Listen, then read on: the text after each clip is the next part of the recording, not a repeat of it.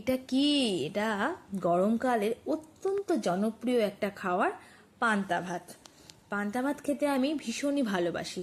আর পান্তা ভাত রাতে ডিনারে খেলে ঘুমটাও খুব ভালো হয়। তো পান্তা ভাতটা কি করে তৈরি করলাম, আমি এখানে ভাত করে নিয়ে ভাতটাকে ঠান্ডা করে 10-12 ঘন্টা আমি এমনি নর্মাল জল দিয়ে ভিজিয়ে রেখেছিলাম।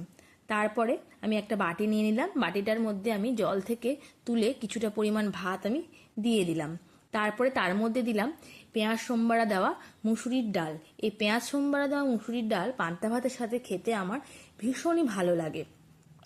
তারপরে তার সাথে আমি নিয়েছিলাম ডিমের অমলেট, নিয়েছি একটা কাঁচা লঙ্কা আর লাল করে আলু সিদ্ধ পেঁয়াজ রসুন দিয়ে মাখা। তারপরে নিয়েছি 1 মুঠো চীনাবাদাম। আর পান্তা ভাত যেটা ছাড়া অসম্পূর্ণ একদম, সেটা হচ্ছে কাঁচা পেঁয়াজ। কাঁচা পেঁয়াজ ছাড়া কিন্তু পান্তা ভাত একদমই অসম্পূর্ণ। আর কিছুটা সাদা তেল আমি পান্তা ভাতের মধ্যে দিয়ে দিলাম। আপনাদের কার কার এই পান্তা ভাতের কম্বিনেশনটা কেমন লাগলো আপনারা অবশ্যই কিন্তু আমাকে কমেন্ট করে জানাবেন। আজ তাহলে ভিডিওটা এখানেই শেষ করছি। টাটা।